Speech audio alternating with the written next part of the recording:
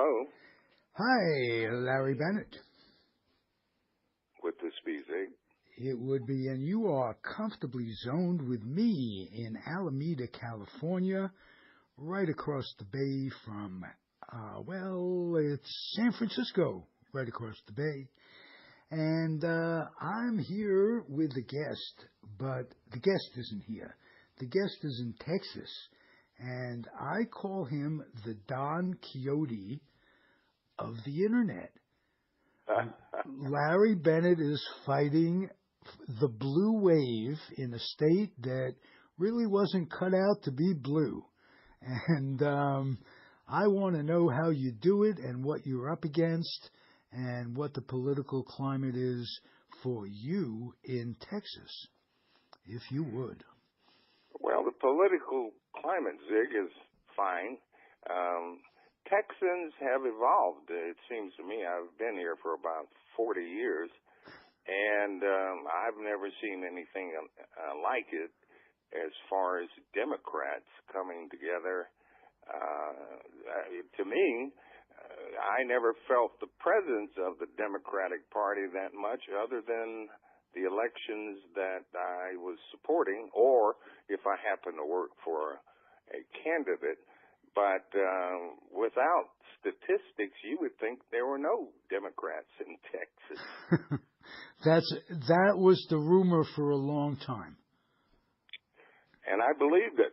Okay. What changed it? To be serious for a second, is it an anti-Trump thing that's changed it, or is it something? I'd rather see a campaign rather than be anti-somebody, be positive for what the Democrats or what you're going to do, as opposed to knocking what's going on. So easy to knock what's going on. This is an anomaly.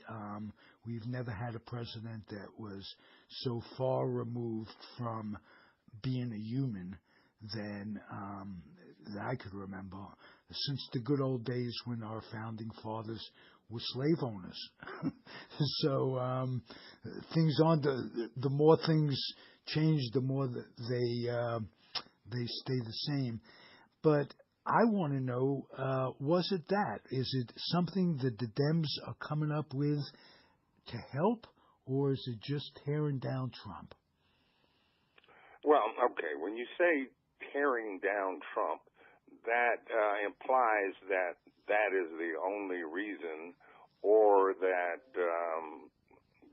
that's reflective of how people voted. I don't believe that. I think people, sure, they were very, very, and are very, very disappointed with the president. Many hate him. But more than that, it's the moral, the moral authority that I think is on top of the issue. People are, he makes you feel that there are moral issues that are way more important than the things he's talking about. People realize that we are not the country we used to be as far as others around the world perceiving us. There is division everywhere. There is hatred flaring up. It literally came from under the rock when President Trump came in. And so you have all of these negative emotions and feelings circulating around the country. So good people, I believe, stood up and said, this is not for them. Whether they were Republican or Democrat, there are certain things that one does not go beyond if one is a good person. And I think that's what happened in Texas. No question that Trump throws off our moral compass as a nation, and that he has us all floundering along those lines. Well, it started from the beginning, so there are no surprises. Absolutely not. He presented himself as a candidate just as he was. It was all out there, and people voted with their pocketbooks, and I think that's they became enablers, And I think that's a sign of greed to have done that. He promised jobs. He delivered on jobs. He delivered on a lot of things. And if his basic way about him wasn't so skewed, he could have pushed the good things and ignored, at least de-emphasized the petty things that he goes on. But every day he's a racist, he's a misogynist, he's all the things that you hope your children won't grow up to be or be exposed to. So I just am so thrilled that Texas is really coming into the fold of what this country is supposed to be about, and that if you don't have to vote Democrat each time or Republican each time, you just have to not be polarized and not come from hate. So I'm happy you're doing what you're doing, is what I'm saying. Well, thank you. But I think what you just said is the most important thing. If you're coming from hate, that cannot be something to base good policy on. If you're coming from hate, there's nothing that benefits the entire country. And I think there's a realization that Trump, wherever he goes, he leaves behind chaos, and he brings hatred, or he stirs up hatred in some element either of that country or our country. There are elements, nationalists around the world, who seem to be trying to organize perhaps around Trump or whatever. All I know is that Trump is bringing out the worst of the entire world. And while I was a citizen under Barack Obama, I never heard the term nuclear war mentioned at any time. 8 years. And now it's like when he first came in, that's all people talked about. The North Koreans, nuclear war, blah, blah, blah. He's bringing out things and issues and emotions that would not be wise to do, in my opinion. Let's go back a little bit, if you would. You're a big Barack Obama person, if you will. You're certainly you espouse what he did. You consider him to be the greatest president of our time. I consider him to be the greatest president since FDR. Okay. With FDR being the last great one. Okay. Will you admit that the bar was set pretty low between FDR and Barack Obama for him to be the greatest? We've had some real doozies. Well, I would say this. Tell me who was even greater, or tell me who was better in your mind. The sad part is I can't, but that doesn't mean that the bar wasn't really set low. I could go back, and even Obama, if we can for a second, let's explore two things. Let's explore, and this is very, very important, the choosing of the candidate that was to succeed him was decided by Deborah Wasserman Schultz and Barack Obama. It wasn't decided by in a fair manner. How do you speak to that? Well, I'm not sure I'm clear on what you're saying. Well, what I'm saying is that the primaries, and it came out in emails afterwards, that the primaries were absolutely bogus, and the Democratic National Committee decided that Bernie Sanders was not as good a candidate to run as Hillary Clinton. And I think that Obama was absolutely directly responsible for that. He was the sitting president, and the sitting president really is in charge of the committee, either the Republican committee or the Democratic committee. and they went against the people's will, Democrats' will, and they chose a woman with so much baggage that the impossible happened, that this man was elected, could not have happened any other way.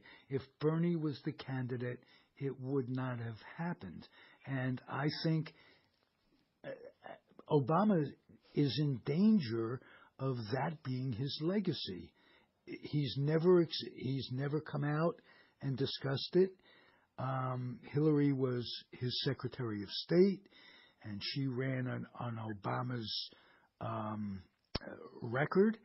And I might add, I love the guy personally. He's the only president that I'd have sitting in my home. The only one of all that between FDR and him, I wouldn't have anybody in my kitchen. Wow. I mean, well, then maybe you're affirming what I said, Zig. Well, I am affirming that he's a great guy. He was very well intended, but compared to the rest, he was a great guy and all this.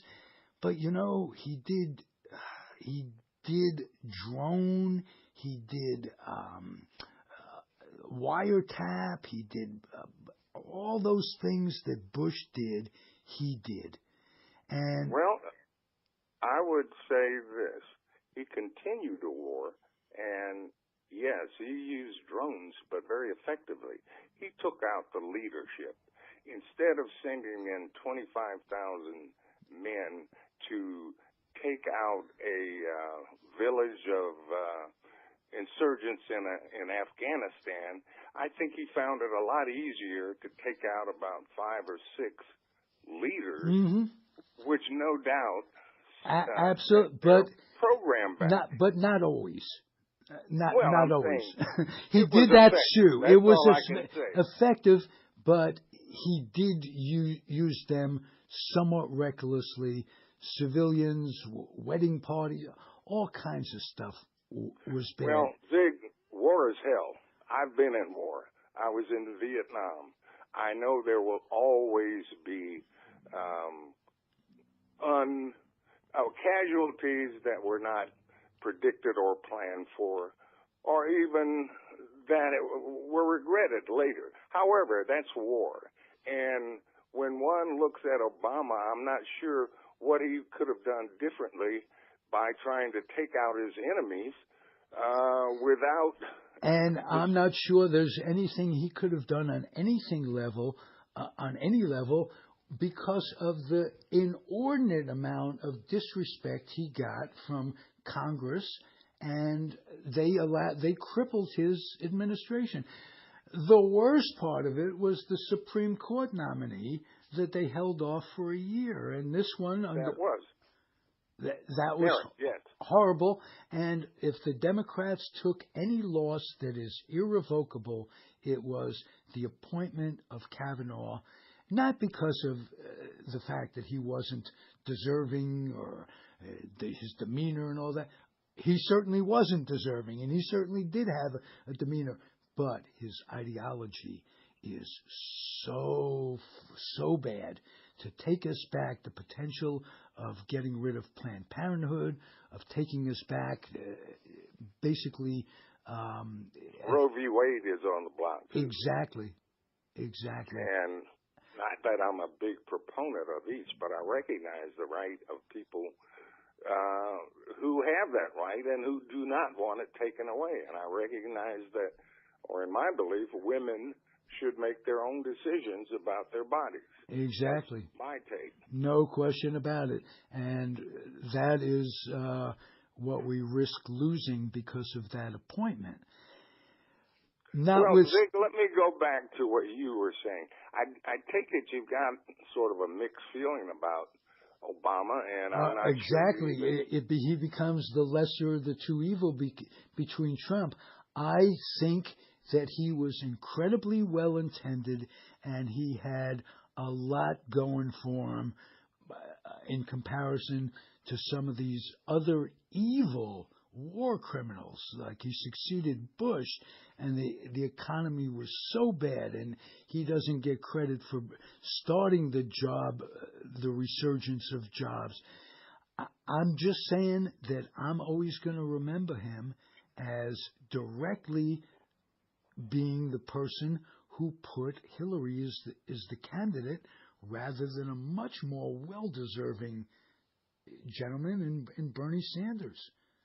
Well, I can, if that's his only fault, I can live with that. Well, However, you really can't, in my because opinion, how can you live with that, quote, live with that, if Trump is the president as a result? Would you well, say... you're assuming that Bernie would have won. Bernie would I'm have saying kicked his... Bernie would have suffered the same fate as Hillary. No. The Russians were there. No, he had... The first time that Trump opened his stupid mouth, and Bernie would have corrected him and put him in his place on every issue. There's no I don't question. think it would have changed anything, Zig. I know you're. I know. Well, that's what makes a horse race, right? If everybody thought. It does. It does. We're not. We're talking. We're not arguing. We're not. But we're just discussing. But Bernie would have kicked his butt. There's no question. I think Hillary did 3 million votes. That's not kicking butt. That's I think to be dismissed. I think like if you're going to play baseball, for instance, you better learn that it's 3 outs in an inning, and you better learn the rules. So if it's like playing, it's like getting more hits in a game, but than fewer runs. She won, but she was not a strategist. She had her faults, believe me. Oh, I know. And we're not going to get into those. No, but I don't see the tying Obama in with that. You're assuming that there was some great power He made her the And candidate. they said, he determined that she was to succeed him. He thought it was an automatic, and he went against the will of the Democratic people who voted in the primary. I remember filling out the ballots. My tally and I sat here, filled out the ballots for the primary, and we were crushed when we found out that was all fixed. It was horrible. Well, Zig, I can understand that you are it's almost like a woman that left at the altar. We don't like losing, none of us. But if you look at it strategically, I don't think Bernie would have done any more or any better. If you looked at what Donald Trump did, enlisting the aid of the Russians, getting millions and millions of dollars funneled illegally into his campaign, I mean, that's only part of the shenanigans we know that went on.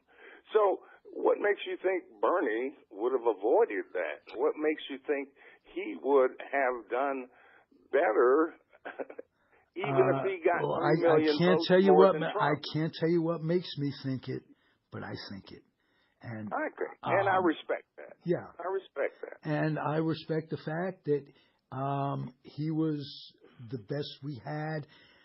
I love his wife. I hope his wife runs for president. I mean, she is so down to earth, and she is so with it and so capable. She'll have none of it. They treated those people like crap everywhere along the line. Doesn't excuse what I feel will be his legacy, because Trump has taken us down a path that we've never been at as people. I mean, it goes beyond politics. And I'm really disappointed in any Republican, any human being who considers themselves a middle of the roader. In today's politics, a middle of the roader is to the right of what Nixon was. And you should be ashamed, anybody who enables him for political purposes. The Republican Party did it to get in Kavanaugh. They've put up with him.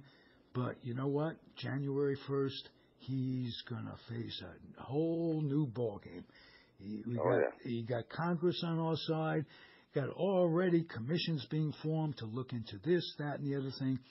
I'm just hoping he saves us the trouble of all of it and he just strokes the fuck out. I mean, I just... I didn't know I could say that, Zig. No, I said it.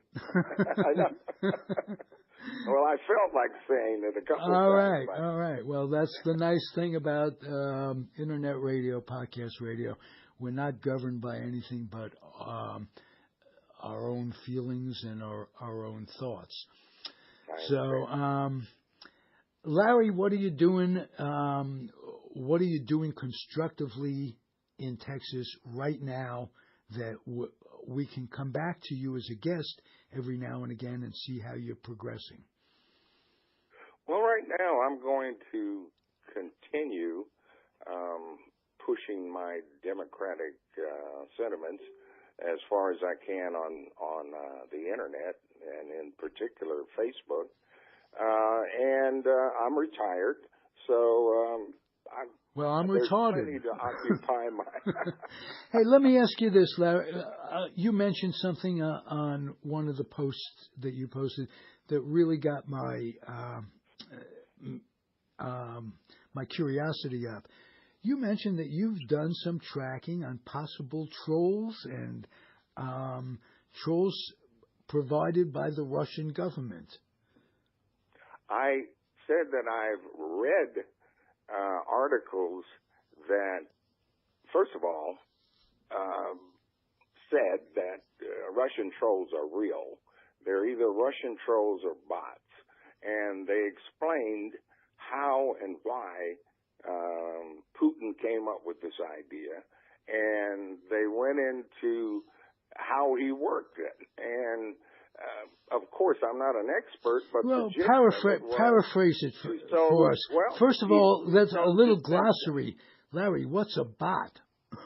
I'm a dinosaur. Good question. I'm sure all the internet folk know what that means. I know, but my guess is it's some type of automatic feature, like maybe a virus. A bot being a robot, in other words, that.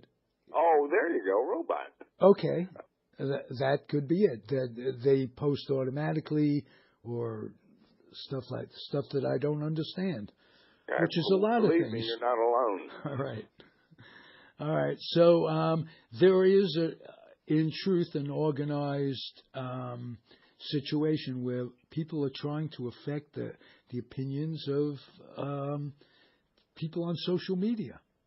Right. So what I was trying to say is, look at the syntax, look at the phrases that certain people use when they make posts, and coming from that article, it explained how, Russian culture, if you've grown up, say, 30, 40 years speaking a language in a certain fashion, then if you shift it to English, while you may be perfect with your English, there are certain phrases and phraseologies and idioms and you keep bringing up borscht and stuff. You keep bringing up borscht and stuff like that. Not a good idea. No. If you're trying to hide. Yeah, but that's one example. There are numerous others that, in my mind, I can spot them. And typically, what happens, Zig, is I will point it out, and that person will never post again under that name. It's amazing. Okay, now so, you pointed some folks out on posting on comments made on something I had posted, and it happened to have been about Obama, and that's how we got acquainted. So I think it was, yeah. it is a very interesting topic. I hope you'll send me a link to that article. I will do that. I'll certainly look for it. Okay, and, if you can. I have your website, so I can certainly get the necessary information there, right? Absolutely, but you could send it to me as a personal message on Facebook, and okay, that would be terrific. Larry, you're a pleasure to talk to. the most articulate Texan since Lisa Reed. I will say that up till now she's been the most. Now there's a tie. An articulate Texan who I'm a minority. I'm a Jew. You're a minority. What's it like being a minority in Texas?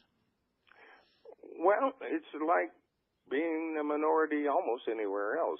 I mean, except it's we Texas. don't walk around with handguns and in our holsters, and we don't ride horses and draw on each other. I mean, we're just like everybody else, except there's a certain Texas mentality, I think, that's evolving out of the old West frontier state of mind where if you're faster on the draw, then you're the winner, and that kind of backward thinking, actually. Well, that kind of wraps it up.